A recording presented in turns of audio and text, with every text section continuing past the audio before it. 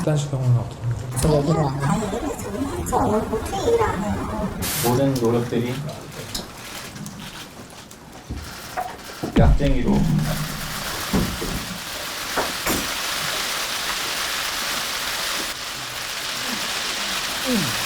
그 강원을 가지 않았더라면 시간을 놓지 못하게 했다면 박태환 선수에게 금지 약물을 투약한 혐의로 기소된 의사에게 벌금형이 내려졌습니다.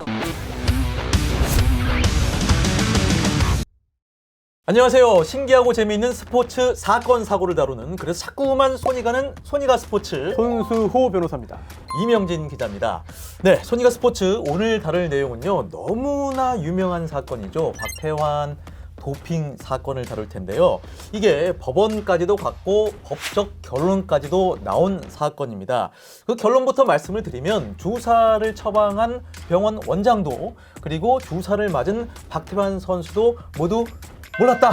네. 몰랐다. 이거죠. 네, 참 놀라운 일인데 네. 도대체 뭘 몰랐느냐 이게 중요하잖아요. 도핑에 걸릴 줄 몰랐다. 그런데 이게 몰래 뭘 꾸민 다음에 걸릴 줄 몰랐어요 이게 아니라 남성 호르몬이죠. 테스토스테론.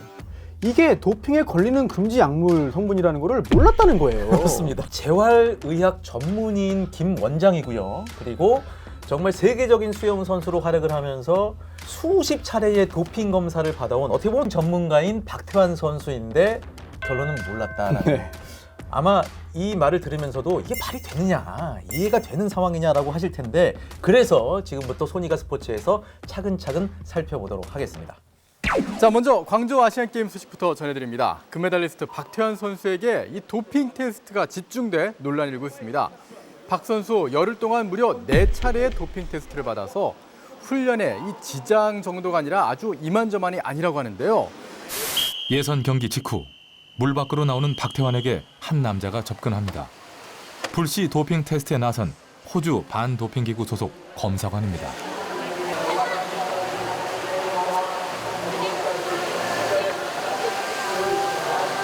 늘 저래요. 늘 만약에 도핑 검 시간이 붙으면 어디 자리 이동하면 안 되고 왜냐면 이렇게 중간에 뭘 속일 수도 있다고 생각돼가지고 그 도핑 검사가 끝날 때까지 옆에서 절대 안 떨어져요.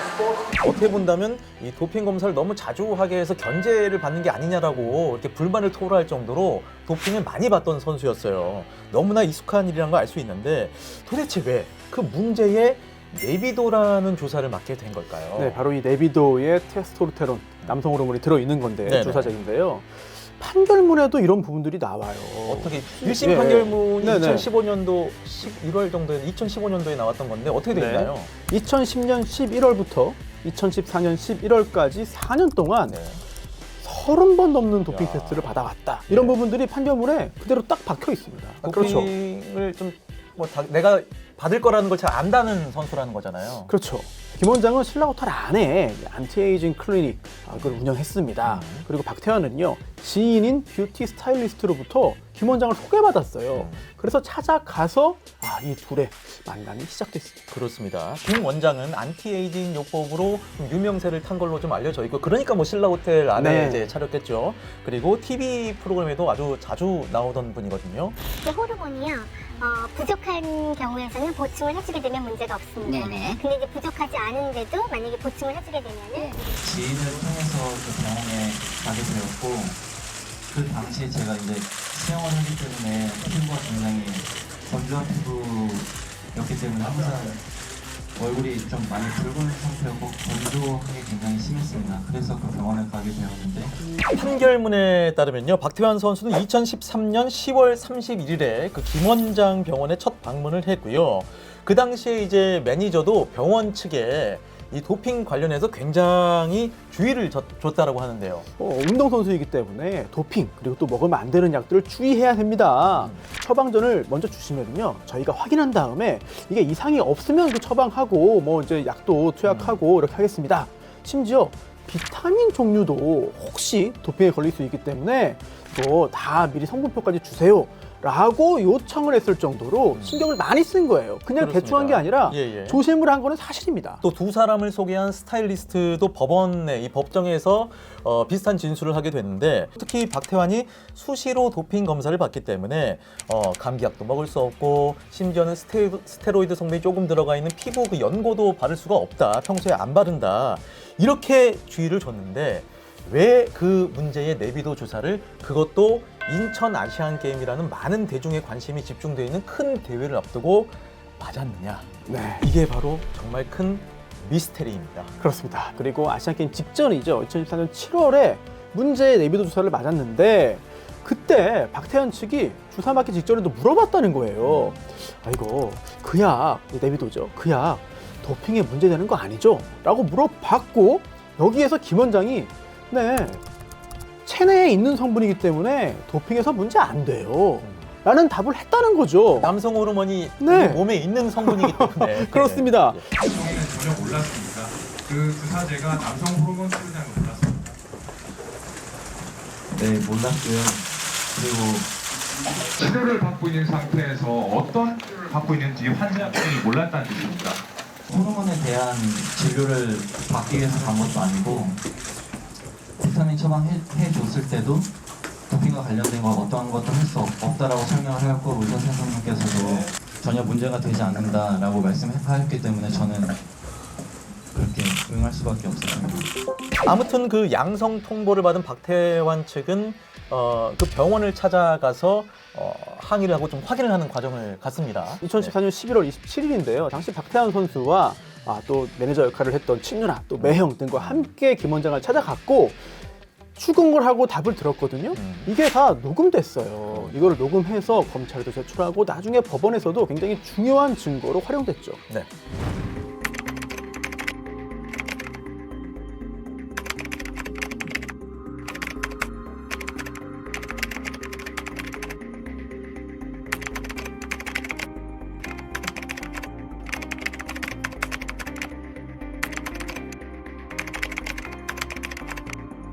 정말 이게 참 정말 몰랐을까 이런 의문이 계속해서 쏟아지는 거는 네비도라는 그 약에 우리가 보통 그 약국에서 약을 사더라도 이 약 속지를 딱 빼면 뭐 용법, 용량 네네. 그다음에 주의사항이 쭉 나오잖아요. 그렇죠. 근데 그 주의사항의 첫 번째로 도핑 관련 내용이 적혀 있다면서요. 그렇습니다. 사실 일반적 주의 사항이 쭉 나와 있는데 그중에 첫 번째가 바로 이 약을 사용함으로써 도핑 시험에서 양성을 나타낼 수 있다.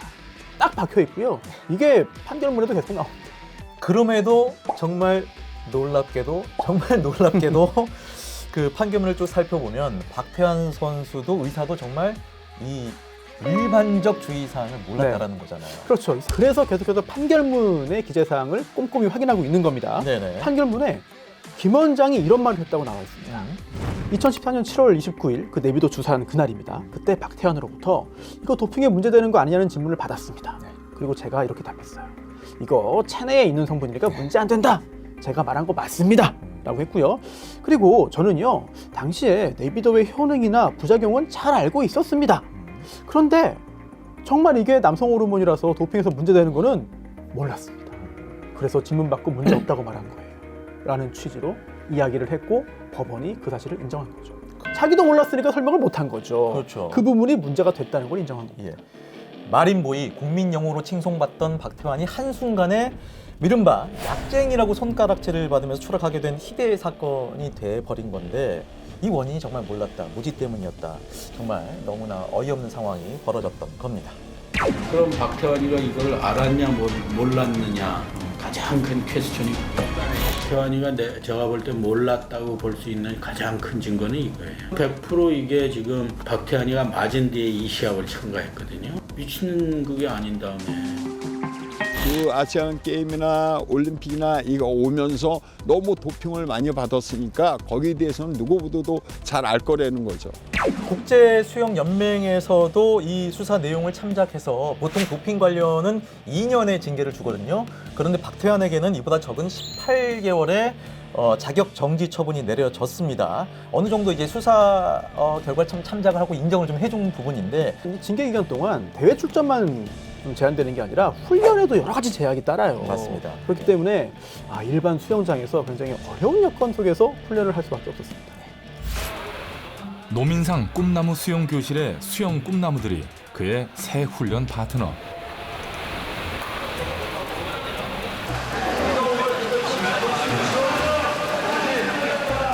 세계 무대를 호령하던 선수와 아이들이 같은 레인에서 물살을 가리게 됐습니다.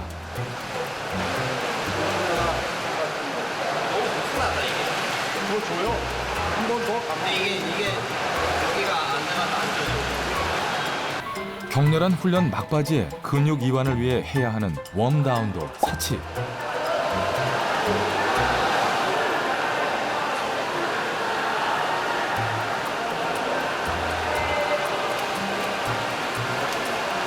그런데 이 대한체육회에서 좀 자체 좀 바뀐 징계 조항 때문에 추가로 3년 동안 태극마크를 달지 못한다라고 되면서 네. 이 가시밭길이 계속해서 이어지죠. 네, 당시 2014년에 새로 추가된 국가대표 선발 규정에 따르면요, 징계 처분을 받고 징계가 만료된 날부터 3년이 지나지 않은 선수는 국가대표 될 수 없다. 이런 규정이 새로 만들어졌어요. 그래서 이제 국제수영연맹 차원에서 1년 6개월 징계 다 끝나면은 완벽하게 복귀할 수 있겠다라고 생각을 하고 있었는데 이런 3년 추가 징계 때문에 리우 올림픽에 나가지 못하게 됐습니다. 사실 이제 국제수영연맹의 징계를 마치고 드디어 박태환 선수는 국가대표 선발전에 출전을 해서 1위를 차지를 하게 됩니다. 그래서 일말의 희망을 갖고 다가오는 리우 올림픽에서 명예 회복을 해야지라는 생각으로 정말 맹훈련에 돌입을 했었는데 올림픽을 50여일인가 앞두고 체육회에 출전 불가 확정이다라는 이제 청천벽력 같은 소식을 듣게 되는 거죠. 네. 이번 선발전이 저한테는 또 처음이자 마지막이 될 수도 있고 절벽 앞에서 매달려 있었던 거죠. 이제 밧줄 하나 붙잡고 있었던 거예요. 못 버티겠다 싶으면 뒤에서 그냥 누가 이렇게 칼로 밧줄 자르면 그냥 떨어지는 거죠. 이렇게. 박태환 선수를 리우올림픽에 보내지 않기로 대한체육회가 최종 결론을 냈습니다. 어린 선수들에게 교육적인 측면에서 도핑만은 엄정한 처분이 필요하다 이렇게 결론을 내렸습니다. 결론적으로는 카스죠. 그 국제스포츠중재재판소에서 이중 징계다라고 판단을 했습니다. 그래서 결국에는 출전 가능으로 올림픽 출전 가능으로 뒤집혔습니다만은 그게 불과 리우올림픽을 28일 앞둔 시점이었거든요. 그러면서 그 기간 동안 박태환 선수뿐만이 아니라 가족까지도 굉장히 피말리는 시간을 보낼 수밖에 없었던 그런 순간들이었습니다. 인도에서는 뭐 이 나이에 뭐 거기 가면은 메달 딸 수 있겠어? 이런 것이 저는 굉장히 가슴 아픈 일입니다.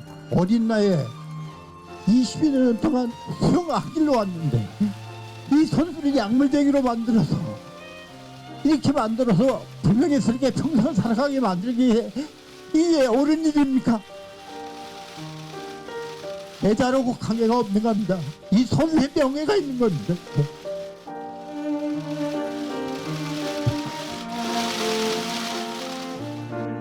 자, 그러면 이제 결론을 한번 가보시죠. 법원은 어떻게 판단을 했나요? 네, 이 사건은 형사재판이었습니다. 그리고 피고인은 김 원장이에요.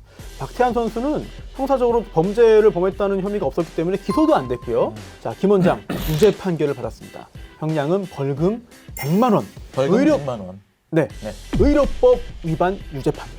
어떤 의료법 위반입니까? 네, 도핑 테스트에 적발되도록 주사했다라는 게 아니고요. 박태환에 대해서 내비도 주사제 처방을 하고 또 이걸 주사를 놓았음에도 불구하고 이거를 진료기록 부에 기록하지 않았습니다. 네. 자, 이것만 유죄입니다. 그래서 벌금 100만 원. 이게 형사재판의 결론입니다. 네, 검찰이 어쨌든 이거를 좀 수사를 하면서 전체적으로 판단한 부분 중에 좀 제외한 것들도 좀 저희가 좀 알고는 있어야 되죠.